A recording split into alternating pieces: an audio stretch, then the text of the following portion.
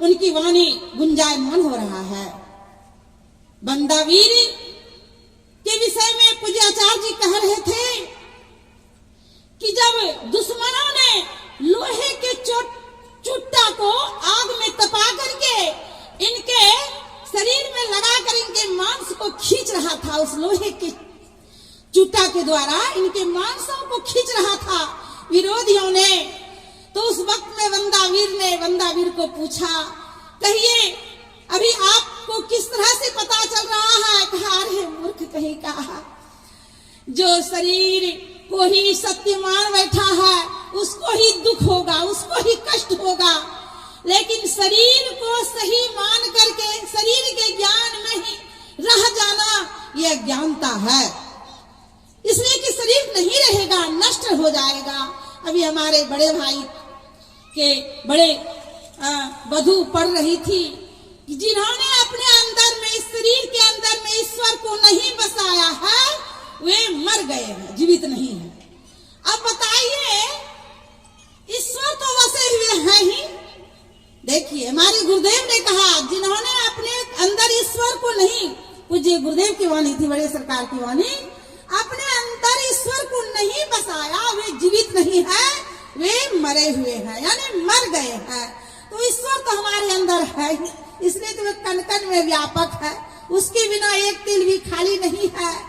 यही तो वाल्मीकि मुनि ने भगवान श्री राम से कहा था, जब ये वनवास काल में थे, तो मुझे जगह बताइए, मैं कहाँ रहूं? पूछे हूँ मोही की रहूं कहाँ, मैं पूछत सकुचाऊं, मुझे संकोच हो रहा है।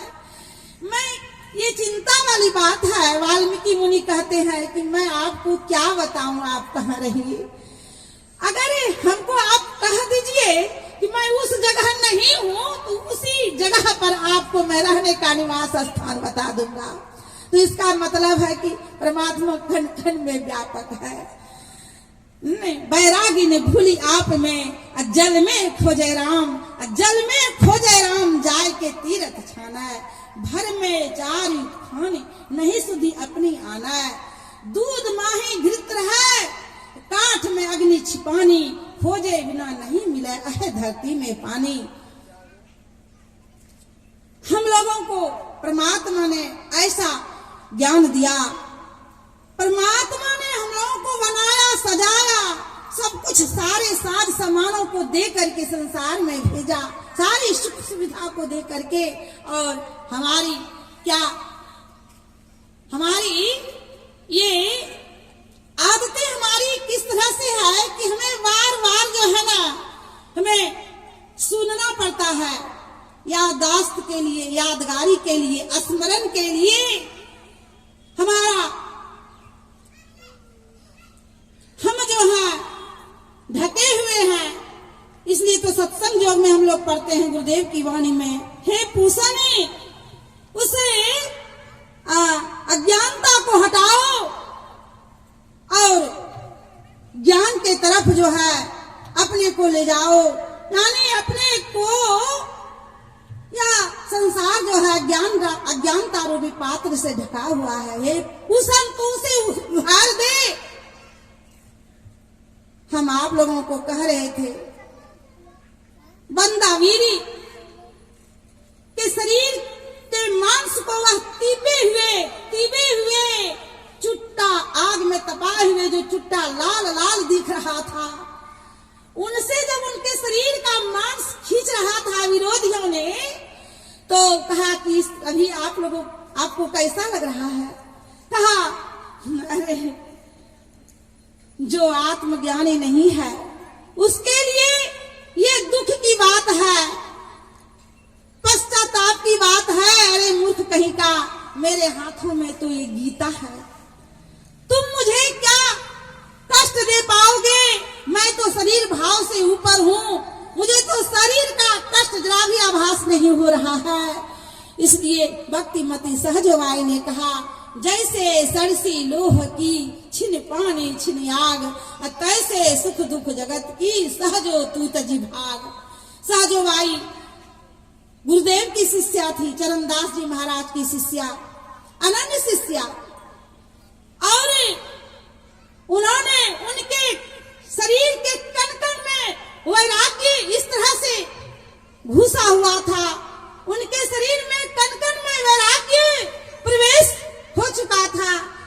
एक ही बार गुरु के उपदेश की वाणी को सुनी, दोबारा नहीं सुनना पड़ा। गुरुदेव ने कहा, सहजो तुम अपने को सजा रही है, संसार से चलना है, रहना नहीं। चलना विश्वावी सहजो तनिक सुहाग पर कहाँ बिठावे शीश। अब सोचने वाली बात है कि सहजो बाई कहती है कि सहजो तू तजी भाग, कि हम लोग दुख को, सहजो बाई कहती है दुख को छोड़ करके भाग जाएं। यहाँ दुख है, मैं नहीं रहूंगी, मुझे नहीं रहना है, बहुत बड़ा दुख है, मुझे दुखों का सामना करना पड़ेगा, मैं नहीं रहूंगा, मैं वैरागी बन जाऊंगा, साधु बन जाऊंगा। लेकिन सहजो बाई कहती है सुख को भी छोड़ करके भागो, सिर्फ दुख में मत घबराओ, सुख को भी। इन्हें कहती है कि सुख में रह करके अपना ऐसा आराम करो, यानी जो है मस्ती करो, और ऐसा मस्ती करो, ऐसा सुख भोग करो, वह परमात्मा रूपी हीरा और मणि का ही सुधी हम लोग खो बैठे ना। इस परमात्मा रूपी मणि को ही हम खो बैठे, भूल जाए। इसलिए तो हम लोगों को जगाने के लिए संत महात्माओं का अवतरण हुआ और वार वार उनका आना जाना हो रहा है। माया मुख जागे सब है, हमारे गुरुदेव अपने को जगाया, इस तरह से जगे, इस तरह से जगे। आप लोग कल से ही उनकी जीवनी को सुन रहे हैं। इस तरह से जगे। एक बार बड़े सरकार महर्षि मही परमहंस जी महाराज जी के आज्ञा अनुसार माघ महीने में जो है गुरुदेव गंगा स्नान करने के लिए जाते थे, पूज्य आचार्य जी। और ये भी कहा जिस दिन मैं नहीं जग पाऊंगा तुम हमको जगा देना। लेकिन पूज्यपादी गुरुदेव ऐसे जगे हुए थे, ये आचार्य जी महर्षि संत सेवी परमहंस जी महाराज इस तरह से जगे हुए थे कि जिस दिन गुरुदेव को जगाने के लिए जाते थे गुरुदेव को जगे हुए ही पाते थे। बड़े आप लोग सुने होंगे कि गुरुदेव ने जब जिज्ञासा की मुझे महीने दिन तक गंगा स्नान करना है, मैं वृद्ध हो गया हूँ, तू मुझे समय पर जगा देना सुबह सुबह। तो एक महीने के अंदर जो है एक दिन भी इस तरह से नहीं वक्त आया, समय आया कि गुरुदेव को जगाना पड़ेगा। जब जाते थे गुरुदेव को जगाने तो गुरुदेव को स्वयं ही जगे हुए ही पाते थे। ऐसे होते हैं संत। इसलिए कहा माया जो संसार को, पूज्यपाद आचार्य जी ने कहा जो संसार को जगाया और जगा रहा है, अब जगाने के लिए उसका अवतरण ही हुआ है, क्या उसको कौन जगा सकता है? उसको कोई जगाने वाला है? यह कहना पड़ा पूज्य आचार्य महर्षि संत सेवी जी परमहंस जी महाराज को। और माया मुख जागे सब है, सो सूता कर जान, दरिया जागे ब्रह्म दिस सो जागा परमान। हम लोग तो खुद ही अपने में विचार कर लें कि हम लोग जगे हुए हैं या सोए हुए हैं। इस संसार के तरफ जगना, माया के तरफ जगना, यह जगा हुआ नहीं है। जगा हुआ तो वो है जो कि दिनों दिन, अभी हम लोग कह रहे थे कि श्री सद्गुरु महाराज की जय, ये भी कहे और ये भी कहे निर्मल निरामय संत जन महिमा अनंत अनाम जो कोई है सत्संग में कोटि कोटि प्रणाम। तो प्रणाम के योग्य जो सत्संग में हम लोग आ जाते हैं तो प्रणाम के योग्य हो जाते हैं। और जो सत्संग करेंगे और सत्संग में जो कही जाती है उनका आदेश का पालन करेंगे तो वे कितने बड़े प्रणाम के योग्य हो जाएंगे। इसलिए कहा कि माया मुख जागे सब है, सो सूता कर जान, दरिया जागे ब्रह्म दी सो जागा परमान। और वही जगे हुए वही है, वही जगा हुआ है जिनके पास ज्ञान है, भक्ति और वैराग्य है। कुछ हमारे इनके आचार्य जी के वाणी में जिनकी जन्म दिवस पर हम लोग आए हुए हैं, इनकी उपदेशों में हम पढ़े थे कि जैसे जब हम लोग हलवा बनाते हैं तो उसमें सूजी और चीनी और घी जब तीनों की समानता होती है तो हलवा पौष्टिक होता है और स्वादिष्ट होता है। तीनों में अगर एक को हम भूल जाए या छोड़ दे तो हलवा पौष्टिक और स्वादिष्ट नहीं होगा। उसी तरह से अगर हम लोग सत्संग में आते हैं तो ज्ञान की बात, भक्ति की बात, वैराग्य की बात, तीनों को सुनना पड़ेगा और जीवन में उतारना पड़ेगा। और तब जो है यह सत्संग का सही स्वाद जो है, यह सत्संग तब हमको स्वादिष्ट लगेगा और तब पौष्टिक होगा। इसलिए कहा हमारे गुरुदेव बराबर इस वाणी को दोहराते थे कि वनवास काल में जब भगवान श्री राम ने तमसा नदी के किनारे प्रथम दिन निवास किया, उन्होंने तो रात्रि काल में जब विश्राम कर रहे थे तो लक्ष्मण जी और गुहनिसा से वार्तालाप हो रही थी। उसमें चौपाई था, बोले लखन मधुर मृदुवाणी, ज्ञान विराग भगति रससानी। कि बोले लखन मधुर मृदुवाणी, ज्ञान वैराग्य और भक्ति में सनी हुई जो वाणी होती है, इनका विशेष प्रभाव पड़ता है सुनने वाले को। सुनने वालों पर विशेष प्रभाव होती है, लेकिन वाणी हो वैराग्य युक्त। जिस वाणी में वैराग्य ना हो, भक्ति ना हो और ज्ञान की बातें नहीं कही जाए तो समझ जाइए उसका प्रभाव का विशेष नहीं पड़ेगा। उनकी वाणी को सुनेंगे तो असर भी नहीं पड़ेगा।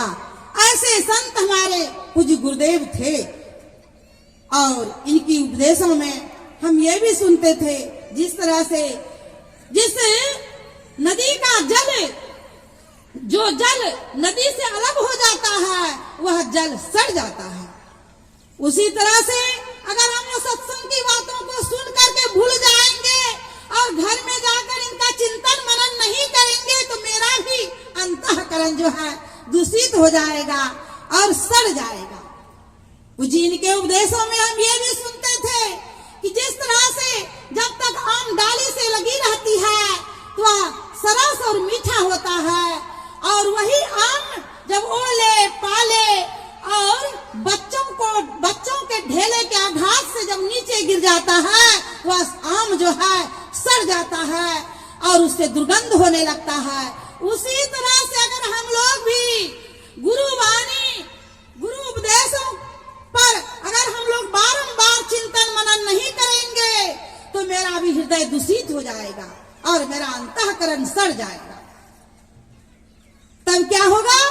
जिस तरह से पाप, जिसका मन पवित्र है, सुन रहे थे गुरुदेव के उपदेशों में, जिनका मन पवित्र है उनसे कभी भी दुष्कर्म नहीं होता है और उससे कभी भूल से भी पाप नहीं होता। इसलिए हम लोगों को चाहिए कि सत्संग में अवश्य आना है। सत्संग में आने से मन पवित्र होता है और इस तरह से पवित्र हो जाता है। अरे देख निहारी विचार करा, गुरु गैल बिना कोई बाट न पावे, सत्संग के संग में रंग मिला। श्रुति, अरे देख निहारी विचार करो, गुरु गैल बिना कोई बाट न पावे, सत्संग के संग में रंग मिले। श्रुति शैल निवास आकाश दिखावे, दीप विलास की आस करे, सोई संत बिना कोई काम न आवे, तुलसी छन में तन यह छार मिले, सोई द्वार गुरु घर वास बतावे। इस शरीर का कोई ठिकाना नहीं है, कोई भरोसा नहीं है, कब नष्ट हो जाएगा।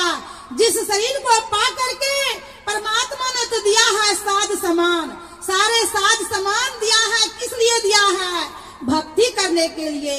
और भक्ति में इतनी बड़ी शक्ति है, इतनी बड़ी रहस्य है कि यह शरीर का पतन होने के बाद भी इस शरीर से जो है ईश्वर का नाम जो है गुंजायमान होता है। जिस धरती पर हम सत्संग करते हैं, भक्ति में सत्संग में इतनी बड़ी शक्ति है, वह धरती पूज्य हो जाती है। जिस धरती पर हुआ है वह भी पूज्य हो जाता है, प्रणाम के योग्य हो जाते हैं। और जिस धरती पर होने वाला है उसको भी भगवान शंकर जो है नमन करते हैं सर झुकाकर। इसलिए तो पार्वती ने पूछा, मैया पार्वती ने क्या प्रणाम कर रहे हैं, क्यों कहा? यहाँ पर सत्संग होने वाला है। और ये भी हमें पता है कि सत्संग